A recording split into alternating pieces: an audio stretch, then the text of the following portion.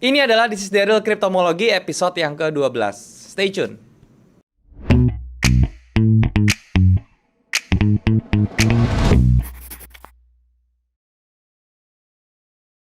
Halo guys, balik lagi sama gue Daryl di This is Daryl Channel. Dan hari kita masuk ke segmen This is Daryl Cryptomology episode yang ke-12. Seperti biasa, ini adalah episode yang membahas cryptocurrency dari Bitcoin sampai ke altcoin ya. Tapi sebelum gue mulai, gue mau ingetin buat kalian yang belum punya grup trading, kalian bisa join di grup trading gue yang gue buat di aplikasi Discord. Linknya ada di bawah, kalian tinggal klik link tersebut untuk join dan kemudian kita bisa langsung diskusi bareng di sana. Dan gue gak pernah punya grup lain selain di Discord ya, jadi kalau misalnya ada mengatasnamakan gue di platform lain seperti Telegram dan lain-lain dan menawarkan investasi dalam bentuk apapun, harap hati-hati karena itu sudah dipastikan adalah penipuan, teman-teman. Oke teman-teman, hari ini kita akan bahas tentang cryptocurrency lagi, terutama tentang Bitcoin lagi dan juga altcoin yang dari major sampai yang cap-nya minor ya, seperti Ethereum dan lain-lain. Oke. Dan dilihat dari perkembangan Bitcoin dari minggu-minggu kemarin ya, Bitcoin masih membuat konsolidasi teman-teman ya, atau ranging di level sekitar 35.000 sampai 40.000 teman-teman ya. Apakah ini sudah menjadi pertanda bahwa Bitcoin itu sudah selesai turunnya dan dia akan segera naik, ataukah ini hanya sekedar koreksi yang akan menuju Bitcoin itu lebih rendah lagi teman-teman ya. Nah itu semua nanti kita akan bahas jelasnya seperti apa, dan juga kita juga akan bahas dari total market cap-nya juga bagaimana, kita lihat pengaruhnya seperti apa ke Bitcoin. Dan juga tentunya kita akan lihat juga market cap di altcoin ya. Jadi altcoin itu memang banyak, selain ada Ethereum yang majornya ya, dia juga ada koin-koin yang lebih kecil seperti misalnya XRP, ada Dogecoin dan lain-lain gitu ya. Nanti kita akan bahas beberapa altcoin juga. Dan semoga kita bisa yang kita bahas di sini bisa memberikan manfaat untuk kalian, oke? Dan seperti biasa, tanpa berlama-lama lagi, gue akan bahasnya itu di monitor supaya bisa lebih jelas dan lebih berinteraksi dengan chat. So, sekarang langsung kita ke monitor, teman-teman. Oke teman-teman, sekarang kita sudah ada di monitor dan sekarang gue sedang berada di TradingView. Ini adalah charting tools yang gue gunakan untuk menganalisa secara teknikal, baik itu untuk saham maupun untuk kripto teman-teman ya. Jadi ini merupakan charting tools yang menurut gue sudah komplit banget, sudah lengkap banget. So kalau misalnya kalian mau coba, kalian tinggal ke tradingview.com aja. Terus kalian bisa daftar gratis ya, terus untuk mendapatkan charting tools seperti ini. Dan juga kalian juga bisa coba yang versi pro-nya kalau misalnya kalian mau fitur yang lebih lengkap seperti data historis yang panjang seperti ini gitu ya. Dan kemudian indikatornya lebih banyak dan juga ada fitur untuk filtering teman-teman ya. Jadi kalian tinggal klik aja link di bawah untuk daftar untuk beli yang pro-nya, yaitu cuma $15 per bulan. So ini worth it banget buat kalian. Silahkan mencoba. Dan sekarang seperti kalian tahu teman, ini adalah episode This is Daryl Cryptomology yang mana kita akan membahas tentang kripto lagi teman-teman ya. Dan seperti biasa untuk penjelasan kripto, gua akan awali itu dengan market cap ya teman-teman, karena itu tidak bisa jauh-jauh dari yang namanya market cap ya, karena market cap itu adalah perputaran uang yang kira-kira tuh ada di kripto tuh seperti apa sih. Jadi kita bisa melihat gambarannya bagaimana gitu ya, oke? Dan dari kriptomologi ini nanti juga kita akan bahas tentang tentunya tentang mothernya ya, yaitu adalah Bitcoin sendiri dan juga altcoin yang lain ya. Gua akan bahas juga beberapa altcoin yang kalian biasa untuk tradingkan ya. Dan oleh karena itu mungkin kalau misalnya ke depannya kalian mau request tentang altcoin apa, kalian tinggal tulis aja di komen ya. Nanti gue akan baca, nanti kita bahas bareng-bareng di setiap video This is Daryl Cryptomology gitu ya.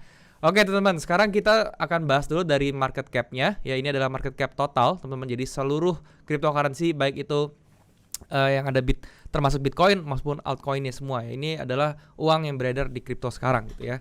Nah sekarang harga current-nya itu adalah 1,6 ya, 1,642 triliun teman-teman ya. Dan ini masih bergerak ranging teman-teman ya, masih bergerak ranging. Apakah sudah ada tanda-tanda untuk dia bisa ke atas? Sudah ada sedikit, yaitu di mana di bawahnya ini kalian lihat ya, banyak ada rejection seperti ini. Ini pertanda yang bagus, berarti ini banyak buying power di sini teman, yang menunjukkan bahwa kripto ini ternyata masih dilihat gitu loh. Dan tetapi apakah sudah aman? Pertanyaannya belum teman-teman ya, belum aman. Kenapa? Karena kita lihat ya di sebelah sini teman-teman ya, di sebelah sini itu ada satu volume yang cukup besar, yaitu ya candle yang ini, yang mana dia dia punya market cap-nya itu adalah di level 2.055 ya. Jadi itu masih bearish teman-teman ya, ini sayangnya masih bearish. Dan apakah konsolidasi ini cenderungnya itu untuk bullish atau bearish? Kalau dilihat dari sekarang ini cenderungnya masih ke bearish. Kenapa? Karena dia ini sudah break teman-teman ya, dari yang bullishnya luar biasa sekali gitu ya. Dari kapan nih bullishnya nih? Oke, dari sini teman-teman, dari Mei tahun lalu teman-teman ya. Mei 2020 tuh nggak pernah ada bearish-bearishnya sampai ke hari ini teman-teman, hari ini di posisi ini ya, lebih tepatnya sebenarnya dari tanggal 19 Mei kemarin 2021 itu sudah mulai bearish ya. Tapi apakah ini menjadi bearish yang benar-benar mengkhawatirkan? Saya rasa enggak ya. Ini masih koreksi. Kalau misalnya turun pun dia sampai ke level 800 billion ya, itu masih sehat sekali ya. Tapi memang ini masih berada dalam fase yang tidak aman untuk kita bisa bilang bahwa ini sudah bullish itu, belum ya. Karena ini masih menunjukkan bearish, bahwa exponential moving average itu juga masih bergerak ke bawah seperti ini, harganya juga masih di bawah EMA-nya seperti ini gitu ya. Jadi ini masih tendensinya itu masih bearish gitu. Tapi untuk sekarang ya udah, kita tinggal lihat aja true supportnya itu di level 1.34 ya. Jadi kalau misalnya harga bisa break di bawah itu, kemungkinan dia besar dia bisa terus untuk merosot teman-temannya sampai ke level 1T teman-temannya, 1T pas sampai sebenarnya sih 900 billion sampai 1T itu menjadi next areanya dia gitu ya, untuk si total market capnya seperti itu. Nah itu untuk market cap yang include Bitcoin. Sekarang kalau misalnya kita lihat yang altcoinnya aja gitu ya, sama teman-temannya, altcoinnya juga masih belum ada tanda-tanda yang aman untuk dia bisa dikatakan kembali bullish ya. Kalau misalnya dia mau dikatakan kembali bullish, dia harus tembus di atas 1,1 triliun teman-teman ya. Dan sekarang sayangnya dia masih berada di 900 bilionan, dan ini juga masih belum aman untuk dikatakan bullish gitu ya. Nah kalau misalnya untuk yang altcoin ya teman-teman ya, itu dia next targetnya itu kalau misalnya dia bisa turun ya, kalau misalnya dia bisa turun terus di 700 billion ya, dia mungkin bisa akan berhenti di level 600 billion teman-teman ya. Itu menjadi area nextnya si altcoin gitu ya, untuk market capnya seperti itu. Jadi apakah yang bisa kita lakukan sekarang? Kalau saran saya, kalau misalnya kondisinya seperti ini market capnya ya, yang kita lakukan adalah jangan hold koinnya itu dalam jangka waktu yang lama ya. Jadi kita harus mainnya itu cepat ya. Kita harus tahu posisi yang belinya kapan dan jualnya kapan. Jadi ibaratnya kita scalpingan teman-teman ya. Kita short term trade aja ya. Kita lihat area-area mana, area demand mana yang bagus untuk dijadikan area buy, kita beli. Nah ketika dia sudah rebound sedikit ya, bisa dapat 10% 20%, kita bisa jual aja sebenarnya. Karena seperti yang kita tahu ya, di kripto itu kalau misalnya mau dapat 10-20% sebenarnya tidak terlalu sulit, karena dari volatility-nya juga itu cukup mendukung teman-teman dari kripto seperti itu. Nah itu tentang market cap-nya ya, seperti itu. Sekarang kita langsung aja ke Bitcoin-nya teman-teman ya. Nah gimana keadaan Bitcoin ya? Nah kalau dilihat dari chartnya teman-teman ya, seperti yang saya bilang waktu itu, ini chartnya sudah memang sudah patah ya, dan dia sekarang sudah jelas sekali dari exponential moving average-nya juga sudah mulai mengarah ke bawah. Ini berarti tandanya di minornya itu dia sedang mengalami yang namanya bearish teman-teman. Nah di ujungnya, di harga pada saat dia membentuk base ya, di harga sekarang di level area 34.000 sampai ke sekitar 40 ribuan ya, itu dia membentuk base, yang mana base ini membentuk satu pattern teman-teman ya. Kalau misalnya kita lihat, dia membentuk symmetrical triangle seperti ini, yang mana ini patternnya memang bisa berfungsi sebagai dua teman-teman ya. Apakah itu continuation ke bawah ya, dia bisa langsung ke bawah seperti ini akhirnya menuju ke level 22.000-nya ya, 27.000 pertama ya, 27.000 dulu pertama baru ke 22.000, ataukah dia malah mau ke atas ya. Tapi kalau misalnya dilihat dari pergerakannya dan dari volumenya segala macam, Bitcoin belum ada sama sekali ibaratnya tuh momentum untuk dia tuh ke atas teman-teman ya. Kalau misalnya kita lihat dari volumenya sendiri, yang paling besarnya ini orang justru ngebuangin teman-teman ya, di level 30.000 sampai 43.000. Jadi itu menjadi kandangnya Bitcoin. Jadi range-nya tuh di sini teman-teman ya. So kalau misalnya dia masih bergerak di dalam area ini belum dipastikan bahwa dia akan ke atas atau ke bawah. Dia masih berbentuk ranging, dan kemudian kalau misalnya kita gambarin pivotnya aja, ini bisa menjadi acuan kita nilai tengah teman-teman ya, yaitu di level 36.000. So kalau misalnya dia bergerak di bawah 36.000, itu ada tendensi kemungkinan besar teman-teman, kemungkinan besar dia akan ke bawah lagi ya.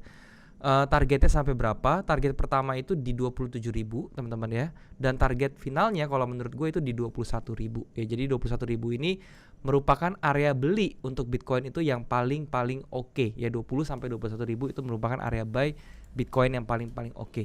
So kalau misalnya sekarang, kalau misalnya kalian bilang oh Bitcoin ini sudah mulai recover, itu saya rasa akan terlalu cepat untuk bilang seperti itu. Kenapa? Karena dari price action-nya sendiri ya, dari segala macam yang tercermin di chart ini, itu belum ada sama sekali menandakan bahwa dia akan segera untuk retrace ke atas ya. Selain di sini memang di sini ada area demand teman-teman ya. Di sini ada demand dan dia sekarang berkonsolidasi. Tapi apakah itu menjadi jaminan utama Saya rasa enggak ya, saya rasa belum.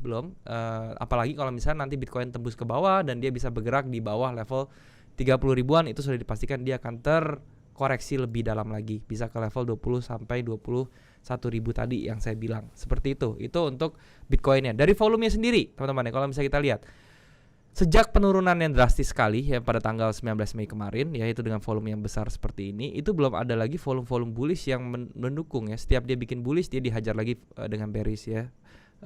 Volumenya sudah mulai mengecil, ini tandanya transaksi yang terjadi di kripto sudah mulai menurun ya. Apakah ini nanti bisa dipicu lagi dengan satu breakout ke bawah dengan satu candle bearish volume yang cukup besar, itu bisa mengedrive si Bitcoin ke bawah lagi gitu. Tapi kalau misalnya nanti ada institusi yang masuk ke segala macam dengan satu candle bullish volume seperti ini, mungkin aja dia bisa ke atas. Tetapi kalau di atas pun banyak temboknya teman-teman ya, terutama di daerah dynamic resistance di atas nih, di level 42.000 sampai di level 47.000 itu merupakan dynamic resistance-nya. Jadi kalau misalnya nanti Bitcoin masuk ke harga 40 ribuan pun, kita jangan terlalu berekspektasi tinggi teman-teman ya, karena belum ada belum ada bukti-bukti kuatnya ya. Once dia nanti break ya di atas 50.000, itu baru kita mulai berpikir bahwa oke, mungkin dia nanti bearish minor trendnya sudah patah dan dia bisa bergerak ke atas. Itu pun kita tidak boleh langsung entry, tetapi kita harus menunggu teman-teman ya. Begitu dia naik ke 50.000, kita tunggu dia koreksi dulu ke bawah. Dan pada saat koreksi ke bawah inilah saatnya kita untuk nge-buy di daerah sini. Nanti nge-buy-nya pun sama aja ya, di area-area 42 ribuan seperti itu. Oke, itu untuk gambaran saya tentang Bitcoin. Seperti itu ya. Dari stokastiknya juga belum ada divergence sama sekali yang menunjukkan dia akan balik arah. Dari intraday-nya teman-teman, sekarang kita lihat ya dari intraday-nya seperti apa.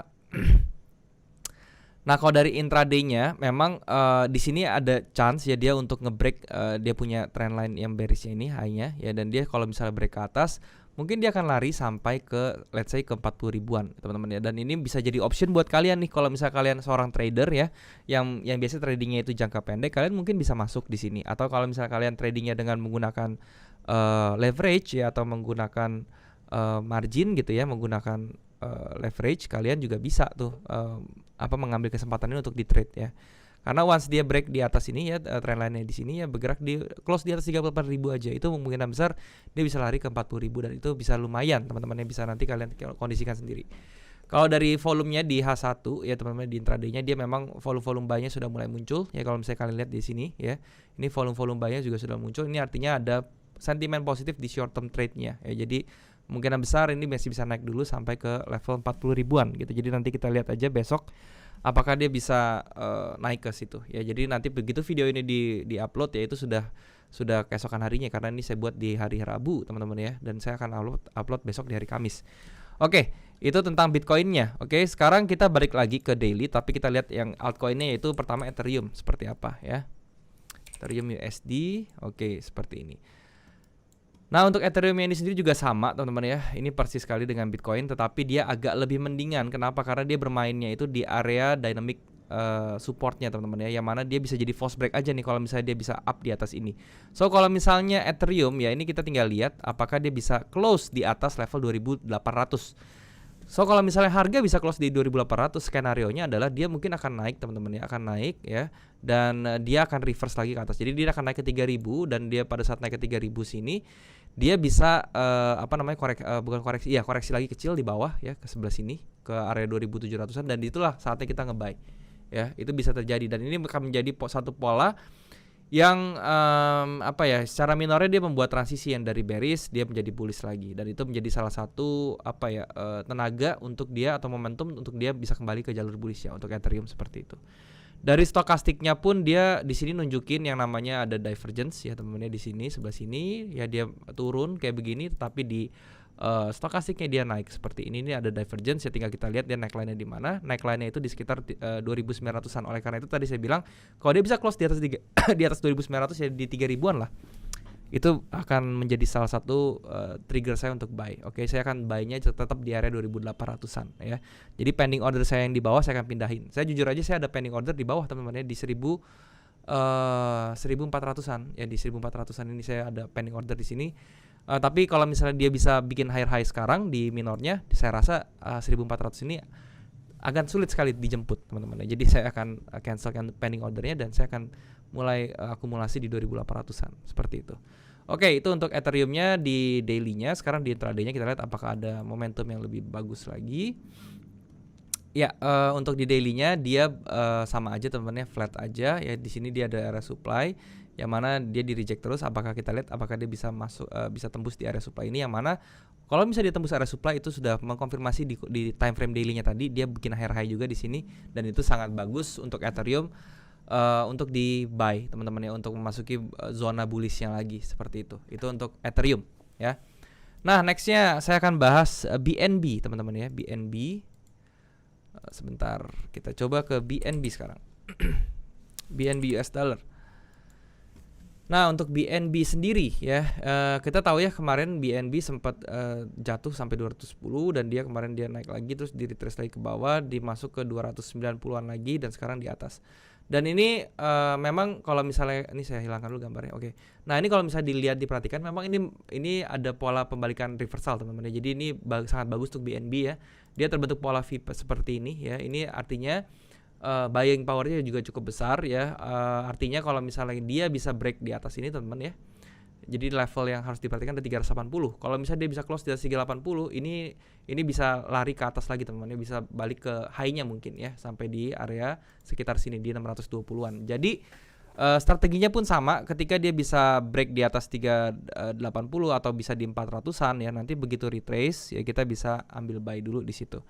Tapi harap hati-hati juga. Kenapa? Karena secara trennya ini sudah mulai patah. Jadi kita tinggal lihat aja apakah dia bisa bertahan di atas dynamic resistance-nya nih yang MA-nya ini ya. Jadi dia harus bisa close di atas itu, dia harus bisa retrace, dan di retrace-nya itu dia harus ada reversal candle juga gitu ya. Entah itu doji, entah itu engulfing, kita harus perhatikan itu juga dari price action-nya. Tapi seperti yang saya bilang lagi, kalau misalnya kondisinya seperti ini ya, patah ke bawah seperti ini, antara dua, dia mau konsolidasi aja atau dia mau bearish koreksi lagi ke bawah gitu. Kalau BNB ini saya juga ada pending order di 180-an ya, cuman saya nggak tahu dia bisa kena apa enggak gitu ya. Nah, ini contohnya teman-teman ya, kalau misalnya kita lihat ya, pada saat dia patah seperti ini, dia kan pasti akan membentuk bearish seperti ini ya. Nah, pada saat naik lagi, dia patah lagi ke bawah, itu dia juga berkonsolidasi lagi dan butuh waktu untuk dia bisa ngepam lagi ke atas gitu ya. Dan ini pun sama ya. Kalau dia nggak langsung kembali ke atas lagi, ini berbahaya karena dia bisa bermain-main di sini, yang akhirnya dia bisa tendensinya itu akan cenderung lebih ke bawah untuk BNB seperti itu. Tapi di time frame H1-nya kita lihat teman-teman ya. Nah, ini saya bilang di time frame H1-nya atau intraday-nya dia terbentuk yang namanya despair teman-teman ya. Seperti ini di despair, pola despair ini adalah pola pembalikan arah. Yang mana kalian bisa ngelihat ya dia bikin high di mana ya. Kalau dicontohnya di sini, high-nya di sini sebelah sini ya. Nah, ini kita lihat ya 380-an. Jadi kalau dia bisa break, ini menjadi salah satu salah satu pertanda yang bagus untuk si BNB ya. Dia bisa lari sampai ke terdekatnya ke 440-an, lalu ke level nextnya itu yaitu di 510 teman-teman. Itu untuk BNB seperti itu. Jadi kalau misalnya kalian yang trader, kalian bisa memanfaatkan momen ini sebenarnya pada saat kalian memanfaatkan breakout strategi, kalian tinggal beli pada saat dia break ke atas seperti itu. Nah, nextnya saya akan bahas Dogecoin ya. Ini karena ini sebenarnya koin yang apa ya, yang tidak terlalu saya suka gitu ya. Cuman ini karena banyak yang trading Dogecoin, jadi saya harus bahas gitu ya. Oke, untuk Dogecoin sendiri ini sebenarnya cukup bagus ya polanya teman-teman ya. Dia sudah mulai break di sini minor trendnya ya, yang bearish seperti ini dia sudah break ke atas. Dan di sini kalau misalnya kita lihat di sebelah kirinya ada shoulder ya, sebelah kiri. Jadi ini kalau kita gambarkan seperti head and shoulder, pattern seperti ini. Tapi pertanyaannya apakah pattern head and shoulder ini akan jadi ataukah malah dia break ke atas ya. Kalau dia break ke atas pun sebenarnya ini masih jadi HNS teman-teman ya, karena ini sifatnya juga descending ya. Kalau misalnya kalian perhatikan seperti ini, kalian bisa expect Dogecoin itu nanti naiknya itu mungkin bisa sampai ke level sekitar 0,6 teman-teman. Jadi itu masih cukup banyak ya ruang untuk kalian bisa ambil ya seperti ini. Itu target masih 50% teman-teman ya. Kalian bisa chance kalian untuk mendapatkan keuntungan dari si Doge ini atau Dogecoin ini itu masih 50% dari sekarang. So ini masih good sekali. Di intraday-nya ya ini juga masih bullish banget ya intraday-nya. Seperti biasa yang tadi gue bilang ya, dia kalau misalnya dia bisa break 0,43-nya, dia akan lari ke 0,6 ya, 0,6-an. Yaitu menjadi target kalian ya untuk si Dogecoin seperti itu. Oke, itu untuk Dogecoin singkat saja. Nextnya saya bahas XRP teman-teman ya. Oke, untuk XRP-nya kita lihat yang daily-nya dulu seperti apa. Untuk daily-nya XRP belum terlalu bagus juga ya. Ini juga masih berada di bearish-nya ya, karena dia sudah patah juga sekali lagi sama seperti Ethereum dan juga Bitcoin, dia sudah patah. Dan area terbagus untuk beli si XRP ini sebenarnya pertama tuh di area sini teman-teman ya, di level sekitar 0,5 ya. Ini adalah area terbaik untuk beli XRP karena di situ merupakan area yang memiliki demand area tuh yang luar biasa banyak teman-teman ya. Itu bisa diperhatikan di 0,5. Kalau sekarang apakah sudah ada pattern reversal yang terdekat? Dari daily-nya belum muncul teman-teman, bahkan dia masih berada di bawah exponential moving average-nya.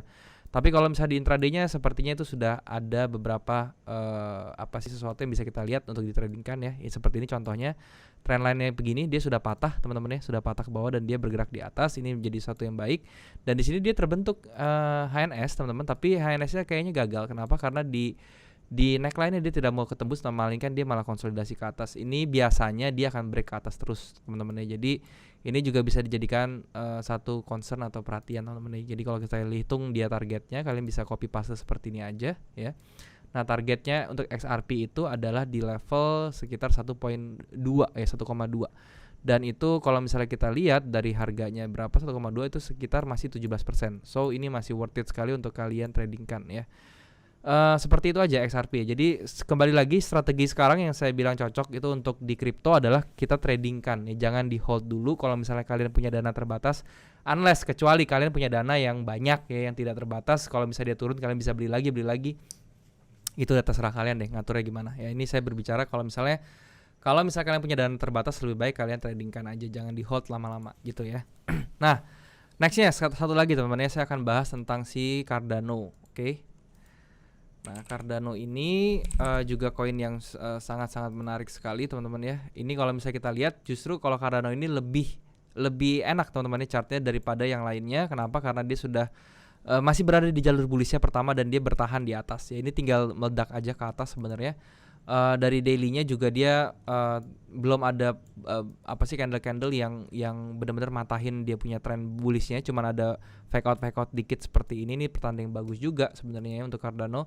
Dan di intraday-nya teman-teman ya, di intraday-nya kita lihat dia juga masih bullish sekali.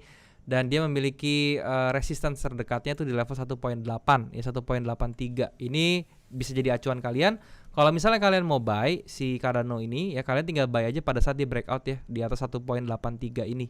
Kalau dia bisa close di atas itu, kalian bisa nge-buy dengan stop loss-nya cukup di bawah moving average-nya aja, itu cukup. Dan targetnya kalian bisa incer di high-nya dia gitu ya, di 2,46. Dan itu sangat sangat bagus sekali ya kalau misalnya kalian buy di sini, terus kemudian stop loss-nya di bawah sini ya.